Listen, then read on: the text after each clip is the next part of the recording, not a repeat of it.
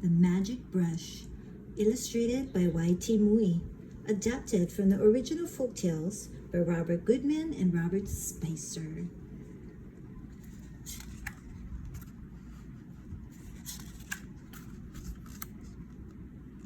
Long ago in China, there ruled a greedy emperor.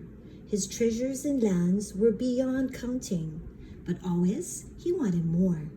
Under him, even the rich became poorer, and for the poor, each day was a new struggle to stay alive.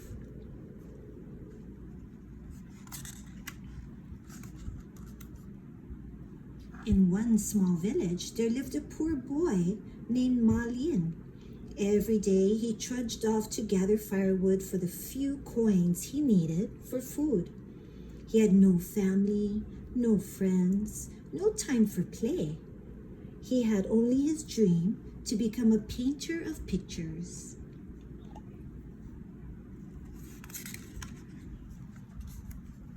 Rich boys on their way to the village art school made fun of Ma Lian. Poor boys can't go to school, they taunted. How Ma Lian envied them to learn to put what their eyes saw into colors, shapes, into brushstrokes on fine paper. That was Ma Lian's dream.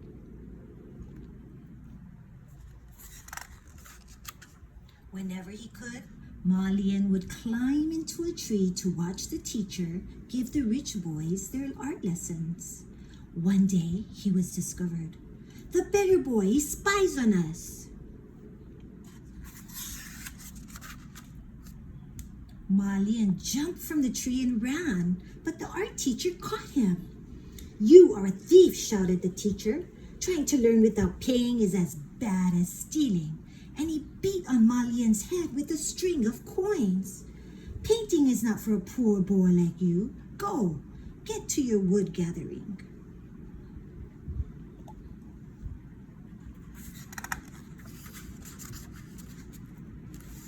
Sadly, Ma Lian went on his way. How could he learn to paint if no one would teach him?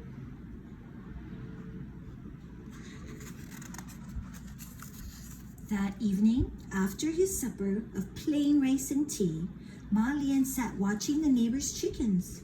In his mind, he drew each detail of feather and spur and beak. No, thought Ma Lian, I will not give up my dream. I can be a painter of pictures.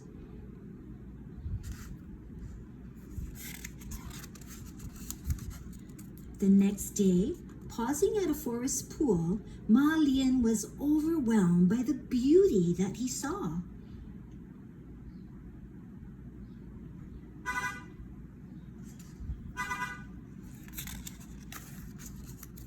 I must draw it, cried Ma Lian. And so, with a twig for his brush and a smooth patch of dust, Ma Lian set to work. He forgot his wood gathering, forgot hunger, forgot time. He practiced drawing everything he knew.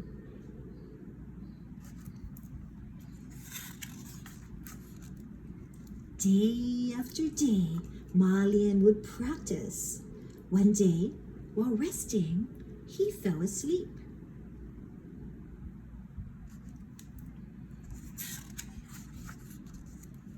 In his sleep, he dreamed that an old man came and spoke to him. You have worked hard, Ma Lian, to make your dream come true. Here is a magic brush that will help you paint whatever you wish. But remember, use it only for the good of the people. And with those words, the old man disappeared. When Ma Lian awoke, a golden brush was in his hand.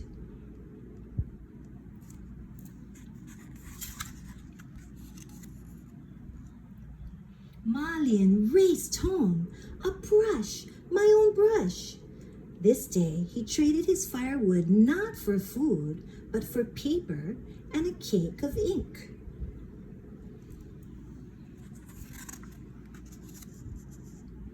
At the mountain pool, Ma Lian learned with his eyes and heart every motion and fin and scale of the fish there. I will paint a fish with my magic brush, thought Malian. As he finished the tale, the fish suddenly leaped from the paper into a nearby water jug. It is indeed a magic brush, gasped Malian. With my last stroke, the fish has come to life.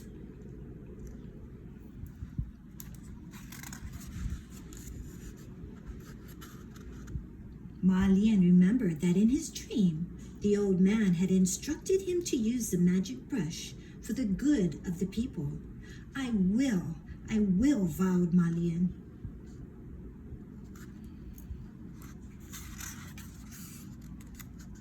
For the people of his village, Malian magically painted into life buffalo to plow the fields and water wheels to irrigate them. These he gave freely to those in need.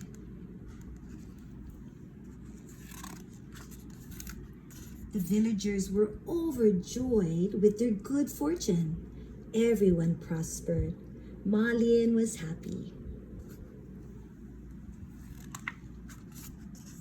One day, in the marketplace, Malian painted a giant crane. The villagers were so fascinated, they failed to notice one of the emperor's soldiers among them. As Malian added the final brushstroke, the crane rose from the paper and flapped noisily into the air. Astounded, the soldier raced to tell the emperor what he had seen.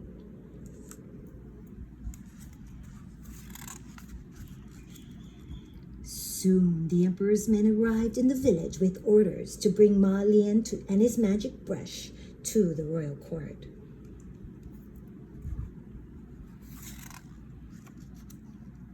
It was a long road from the village to the imperial city of Peking.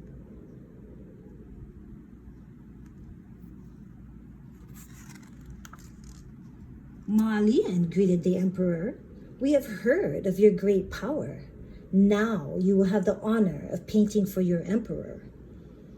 All my life I have wanted to see a real dragon breathing fire and smoke.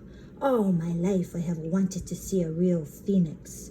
Paint them for me with your magic brush.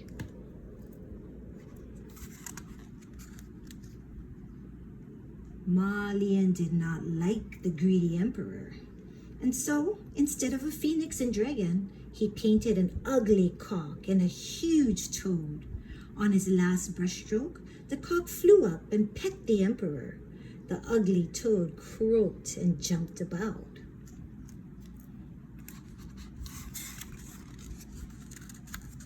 The emperor was furious. To the dungeon with this impudent beggar boy, he commanded. Give me his magic brush. I shall paint what I please for myself.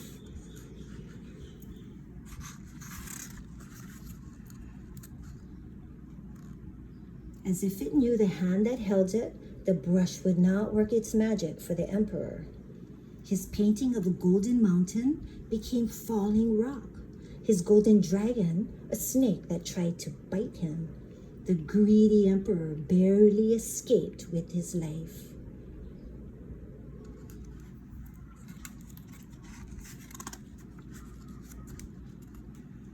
The emperor was a determined man.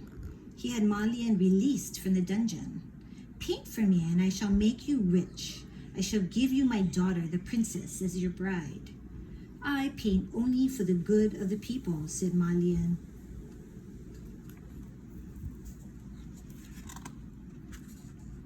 Then paint an ocean, commanded the emperor. Yes, that is a good idea, answered Malian. I will paint an ocean, your celestial majesty. Malian's brush created the white crest of waves breaking on a blue-green sea. The emperor was pleased. Excellent, he said. Excellent.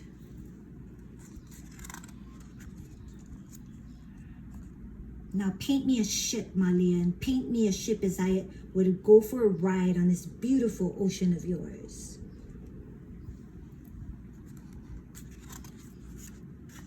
With the magic brush, Malian painted the most elegant royal ship the emperor had ever seen. Magnificent, said the emperor. Now paint me an ocean breeze. You mean wind, your majesty? Asked Malian. Yes, wind, said the emperor. Malian obeyed.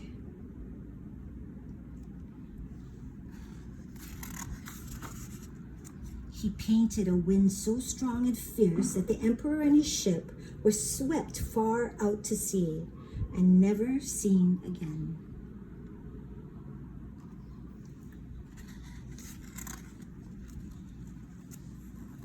And so it was that a new emperor came to rule over China, an emperor who was kind and compassionate and wise. The story of the magic brush was celebrated throughout the four corners of the celestial kingdom. And Ma Lian, he returned to his village and grew to manhood, a painter of pictures. His wealth was in treasures more real than gold and silver, family, friends, and the art that was his life.